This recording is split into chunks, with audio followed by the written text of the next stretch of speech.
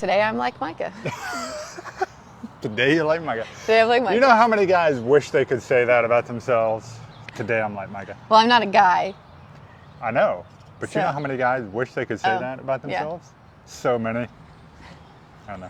Hey guys, it's Micah from Sepulpa Times. And Lucy with the City of Sepulpa. And we are live over here at Herald Square. I wanted to kind of get outside. It is feeling, my wife got up this morning and said it's already feeling tornado-y, is how she put it. She posted a picture to Facebook of Dorothy, kind of like doing this thing with her mouth or something. Oh, yeah. What's going to happen? So we're definitely under possibility of some severe weather later today. I went fishing yesterday, and you could feel the wind. Like, it would go this way, so when you'd cast, your line would run. Uh-huh. And then you'd cast the next one, and it'd run the other way. Did you catch a lot of fish? Yes. I think, did I see Hudson was like catching one, like 7 casts in a row or something like that? Yeah, so that was on Saturday, and then we went again yesterday, 12. and we caught 22 fish. Holy cow. So, Awesome. yeah. Good job. He caught one that was so big it broke his line, and he was crying because that was his favorite bobber. Oh man, hey, I feel that. Yeah. Yeah, any of you guys who fish regularly, you know you've got your favorite lure and stuff that you use. And the fish that takes that one home, you're like, ah. And now you've got like, that's like your Moby Dick. And you are dead set on getting that fish at some point. Yep. So, okay, well, we've got a lot to talk about today with everything that's going on this week. And of course, today is April Fool's Day, which I'm, the dad joke guy, and I do enjoy a good practical joke, but I just don't do them very often anymore. I don't know. A and C were going to pull a prank on their friend, but they just let her be. Starting off with a chuckle. A pity laugh is what that is. That's pretty good. I like that. So, I asked her before the show if she had any good April Fool's joke memories or anything. Did you come up with anything? Yeah, I think my favorite one was when all the teachers would give you a test, like a pop quiz on April Fool's. Okay. And then you would be like reading through it. They'd be like, clear off your desk completely. And they'd pass it out. And then you'd start reading through it. And then people would start getting up and you're like, oh crap, what am I supposed to be doing? Yeah. And then you'd be like, hurry trying to finish it. And at the bottom, it was like, if you would have listened to the instructions and read this all the way through. Yeah, you were supposed to read everything before you start doing it. And they got you like standing in class and shouting things randomly. Writing your name on the back of the paper. Yeah. Yeah. That was a good one. Okay, so the only one I was going to bring up, it wasn't anything from like my high school days or anything, but some of you guys will remember back in 2020 when Sepulpa Times got ourselves in deep water because we played the joke and said that after school had been canceled for coronavirus and stuff, and we were talking about distance learning and stuff, we put a joke out there that said the superintendent was going to force everybody to repeat their grade. Do you remember this? No. Some of you guys who are longtime Sepulpa Times followers will remember when that happened because we ended up on the front page of CNN and Tulsa World wrote a story about it because I had to issue an apology for it, and it was a lot of people got it. And now thankfully, it was funny because internally, in the community, everybody thought it was hilarious. Right. Except the school. But externally, everybody looking at Sepulpa was like, oh my gosh, that guy's terrible. And so anyway, that was probably my most memorable April Fool's joke hilarious. today. And I haven't done one since then. So I don't know, maybe I'm about due, but I probably won't make it that that big extreme. a deal. Yeah, there was just, bad taste at the time, I think, what the country was dealing with. But that's awesome. In the story today, so, well, actually, this is part of the, I'll go ahead and talk about the history today in history part, if that's okay. Okay. We'll skip right to it. Because there is a April Fool's joke that they were talking about in the paper. Basically, in 1920, we had a new high school with a new pool, and some high school boys thought it would be hilarious to chase down the principal, and they threw him in the pool, only to find out that he could not swim. Oh no. But the whole story is really hilarious, and I would highly encourage you guys to go read it. It comes out today at 12:30 on sepulpatimes.com. Be sure to go check that out and read how that went, because it turned out the principal was actually a bit of a jokester himself. So, okay. Yeah, be sure to go check that out. Okay. So, perfect. Anyway, that's awesome. So anyway, I hope your April Fool's is going well so far. It's Monday, April Fool's Day. Tornado activity today. What else is going on? We've got city council tonight. Yep. So come out and join us. We start study session at 5:30, and then council is at 7. Yep. The whole reason I even put that on the notes today is because the new item that's on the agenda about, it looks like they're going to make some changes to the citizen participation part of city council. And so anybody who's interested in that might want to join in and see what that's about. It looks like there's going to be some changes on time limits. The way that they do the process and everything is going to change a little bit. And so we'll be writing about it, so you can read the story in Sepulpa Times afterwards if you want. Or you can be there and be a part of the process. So. Okay. And then, break news segment. Are you excited about that? I'm so excited. Me too. I didn't know if you were going to put it in the notes, but I was thinking like did. it's April Fool's, so should we wait till Wednesday because people are going to think we're joking? No, it's not a joke. Just be very clear that it's not a joke. It is not a joke. We have fun, new, exciting things coming in April, and it'll be exclusive to Sepulpa Times. You can get it nowhere else except for here. And you will want, if you are part of Sepulpa especially, but you'll want to know about it. But any other town, I think it could be great for them as well. So she's doing a really good job of dancing right around the bush right here. Do you want me to just let the cat out of the bag for him? That's up to you. Okay, I'm going to. Okay. Because I created a special thing for it and everything. Okay. So we decided to launch a brand new segment after talking with Joan Riley, the city manager over at City Hall. And we're going to start, this is something we did years ago when Sepulpa Times was first getting started. We're going to get back into it. And we don't have a formal name, but basically it's called Questions with the City Manager. And so what we want from you guys is if you have questions concerning the city, projects that are going on, where we're at in certain things, or just random things about how city government works or whatever it is that you want to know about Sepulpa or things relating to City Hall, send those in. We've actually got a special email address for you. Just send it to questions@sepulpatimes.com, and then we will gather those and we will get together with Joan Riley and we'll talk with her and get you the answers that you want to find out for that. So it's going to be a lot of fun. We don't have a for sure launch date on that yet. We're going to wait and see what kind of questions we get. And but our goal is to definitely launch that later this month in April. So anyway, be sure to send us your questions at sepulpatimes.com. And that was it for me on that. So it came about. Joan said that it was something that we had done previously and she kind of wanted to get back to, but I think the big thing for me was that I learned that we filled almost 300 potholes last year. And I know a lot of you are running over potholes because I'm running over potholes. And I get that information in our Facebook Messenger often, you know, people letting me know where they are. And we appreciate that. Let us know because we are out and about as much as we can, but we only have 247 employees within the city of Sepulpa. But I also learned, you know, that they're in our water treatment plant and things like that. And so they're not always out and about on the street. So if you see a pothole or something that you believe is concern, if you'll just let us know, we'll get that to the department that it needs to go to get that concern fixed. And we were talking about that. And that's when I learned that we filled 300 potholes last year. Yep. And we decided it was time that we start taking some of this information and bringing it out to you guys. And then also taking in your questions because you know, it's much better for you to go to the source and get the answers you want than to maybe make assumptions or say things that may not necessarily be true. So right. Okay, Perfect. So moving on to the next thing, that's our brand new segment, severe weather. We kind of talked about that. We are definitely going to have probably some severe weather in the area this afternoon into the evening. If you're out here right now, you can kind of feel it. I was even feeling a little bit like dizzy earlier this morning, and so I think the barometric pressure is really starting to shift around here, and so you guys be sure to stay weather aware. We are going to keep you in the loop on that, and so watch Sepulpa Times. We'll go live if there's any issues that we need to keep you guys aware of. And then wanted to make sure that we talked about the election that's happening tomorrow. That is another big deal. If you're in Ward 2 specifically, it's the city council election that is happening. If you're outside of Ward 2, you're not going to be able to vote in that, so don't even worry about it. But if you're inside Ward 2, be sure to go vote for the city councilor of your choice. We've got the incumbent, Brian Stevens, and the challenger, Sherry Capps, and both of those will be available at the polls tomorrow, opening at 7 a.m. There's something else on the ballot. And I was going to check into it There's because several somebody things, asked actually, me. some different school bonds and stuff like that. Yeah. For Creek County. So even if you're not in Ward 2, there may be something for you to vote on. So check with the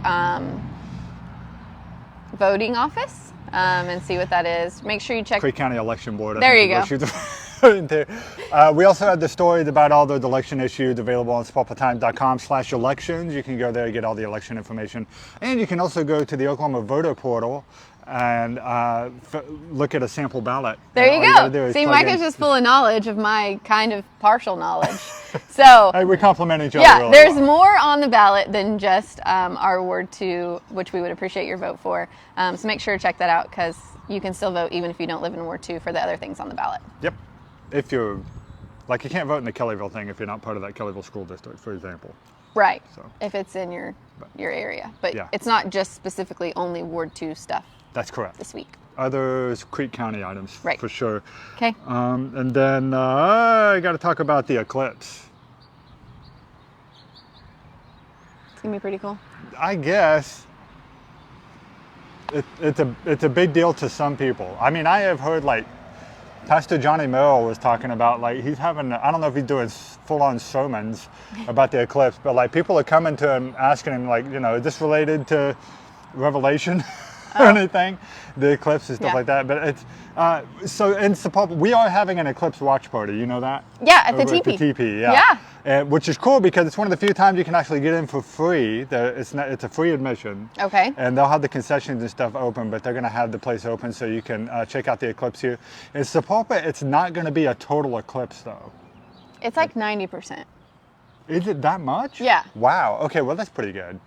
Yeah. But it's really like the totality is really only skirting the edge of southeast Oklahoma. So it's like Antlers, Broken Bow, that area Durant. down there is where you'll really be able to see. And I hear that some of those towns, and especially like the resorty kind of places, are making a killing right now because all of these people are flooding to these areas to come see the eclipse. Oh, yeah. So, you know, Janet at the chamber, she bought like 10 pairs of glasses and she was like all excited. And she was like, I got all these glasses, I'm going to put mine on. I was going to run out in the middle of Dewey and just start handing out glasses. And she's going on vacation. She won't even be here. Well, what's she doing with the glasses? I'll take one. That's what I said. I said, I need one. Yeah. Is she gone now? She hasn't left yet. Okay. But, we'll go check with her after the show. Yeah, she's actually she doesn't have to, but her husband has a conference. Oh. And so she'll be out of town. Normally those conferences take place in pretty cool places, so I don't blame her for Yeah, the going, last one was like Tampa. Yeah. Yeah. See? No pity for Janet. No, not at all. Just kidding. So, again, let's talk about what's happening in the American Heritage Month community calendar, shall we? We shall. We've only got a couple of items I want to talk about today, because usually that's Wednesday is our deal. That's our events day. But when is the eclipse? It's Thursday, the 4th, April the 4th. Okay. Yeah. So it's this week? Yeah. Okay. Yep. And so, so the eclipse thing that I just mentioned at TP, that was one of them. So that's happening on Thursday from like 12 to 3, I think is when they're doing that. And then the other major event that I want to make sure you guys are aware of is the Dead Men Send No Text, which is opening this weekend at Sapulpa Community Theater. We still have some tickets available for the first weekend show. I just wanted to make sure you guys knew about it because we are starting to sell those tickets pretty well. So if you have not gotten them yet, be sure to go ahead and get them. You go to sapulpatheater.org. Again, this is a comedy murder mystery type show, but it's put in the style of an old radio style play. So you've got your actors standing up there with microphones, they're doing the sound effects on the tables and things like that right next door to it. So it's going to be awesome. It's going to be a lot of fun. It's supposed to be hilarious, and I'm actually going to be hosting the show for the opening night. So it's going to be a lot of fun for me as well. I hope I get to see you there. Tickets are $12 for adults and $5 for students pre-K through 18. Get them at sapulpatheater.org while you can. That sounds great. Did you miss anything? I don't think so. Did you feel like we missed anything? Did you Easter egg hunt this weekend? Yeah. Oh, I do have to tell y'all. I drove by Chieftain Center. That was crazy. It was. And I saw a ton of pictures of the eggs. So many eggs. Yeah. But we drove by as people were gathering out in the football field, and it was just, I mean, there was so many cars parked all the way down Woodlawn and up to Mission and stuff. And then I messaged Cody Cana and said, hey, how did it go? It looked like a lot of people turned out. He said they estimate between 1,700 and 2,000 people came to church at the Chieftain Center over at the Way Church, and then did the Easter egg hunt there. So hope you guys all had a great time, and it looked like you did. So it was a lot of fun there. So we're actually working with the Way Church to get some footage and photos and stuff. We'll share that with you when we get that. But if you got to go enjoy that, be sure to share your pictures and stuff, because that looked like it was a great time. Yeah. So, did you do a cool Easter egg hunt? I was gonna go to the glow in the dark one, but Hudson was too busy Fishing? Yeah, but the Easter Oh, wow. bunny came. He did? He did, and he actually put eggs. He hid 75 eggs around the house. Oh, he did? He did, and one of them had like $2 in it, and Ooh, so dang. we told Bub, like, okay, there's a golden egg somewhere, and it's got money in it, and so he ran around the house, and then he found it, and he opens it, and he's like, it's $1. And then he like pulls it apart and he's like, oh, it's $2. So he went from being like super disappointed to being like, oh my gosh, $2. Yeah, he had one for each hand, so that's what mattered. Okay, Yeah. that's great. Boy, I should keep that in mind for my kids. Yeah. There we go. It's one for each hand. Yeah, That's so awesome. he loved it. It was great. And then he got like peeps on a stick. Truthfully, I didn't know if he liked them, so I got like the little one that's got like 5 peeps on it. Because I'm like, if we throw it away, it's not that big not of a too deal. bad, It's only yeah, 5 peeps. yeah. And so he eats the first one off the top of it, and then he ate all the heads. This kid is sadistic, man. And then he was like, okay, I'm done. All these headless peeps now, just throw them away. I guess he only likes the heads. Yeah, Sheesh. so. Didn't know that about him. He's got money in each hand and eating the heads off of ducks. Or peeps or chicks or whatever Peeps, they are. whatever Most they probably are. chicks. Yeah. So it's a whole new side of Hudson. Yeah, Sure can fish though. he can. All right, I got a dad joke for you. You ready? Yep. Okay, so I was taking an Uber over in Tulsa the other day, and the Uber driver asked me if he could turn on some music. And I said, yeah, that's fine. And he said, how about Kiss? And I said, how about we just see how the music goes, and then we'll see how it goes from there. That's a good one. Spoiler alert, it was good music. Moving on. Okay. So, Micah kisses Uber drivers now. I didn't have any money to leave a tip, so. On the other hand, I got a really nice rating from the guy. Oh, that was gosh. Good. So. Good So it's one, time for our Micah. Bible verse of the day. Right after all of that. Oh, goodness. Okay, can I borrow your phone? Yes. All right, thank you, ma'am. Okay, this is coming from Ephesians 6:11. Says, "Put on the full armor of God, so you can take your stand against the devil's schemes."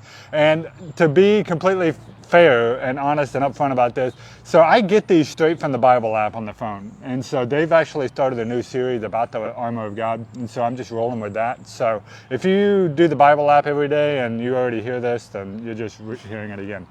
But they do like a little bit of a message from somebody about the verse, and I really liked what they had to say. I shared a couple of things here. So they were talking about when this was written. This was written when the Apostle Paul was actually chained to a Roman guard in prison. And so he got to see up front and up close and personal, like what the armor looked like, right? And then he starts writing about how this is an analogy or something similar to what we face as Christians, having to put on the whole armor of God in order to stand against the devil's schemes. And then you guys probably, if you know anything about this, you know the story about the belt of truth and the shield of faith and all, or sword of the Spirit, things like that, right? And so we'll get more into that a little later. But what I thought was really interesting is people look at this and I think they get fearful about it because they see this part about standing firm against the devil's schemes and like, oh my gosh, the devil has schemes? Well, yeah. I mean, we're in a battle every day of our lives for our eternity. And so that's what putting on the armor is about. But people miss the first part of that, which tells us to put on the armor, which it's something we have to do. And so it's not something that you can just kind of do passively, really. And so it's not hard to do. I think it happens with discipline, and it really just comes down to spending time with God every day, reading your Bible, spending time in prayer, getting to know God well, and then He teaches you how to put on the armor. And so we'll learn more about that, but just keep in mind that it is something you have to actively do, not meant to be fearful, and it is meant to be something good that's going to take you on further in your Christian walk. So that's all I got for you today, and then we'll pick that up at the next show with the next part of the armor. I don't know. Do you have a favorite part of the armor? I don't know. Never mind. Okay. People always get hung up on the part of the Bible that says to gird up your loins with the belt of truth. I think that's like the 14-year-old boy and all the guys. Loins. Oh my God. It's favorite part, right? Okay, guys, thanks for tuning into the show today. We're going to let you go. Stay safe tonight. If there's some tornadic activity, we'll keep you in the loop on that. We got City Council tonight. Don't forget about that. Don't forget to vote tomorrow. We'll see you guys Wednesday. We talk about all things happening in the town that we love. See you guys then. Bye-bye. Bye.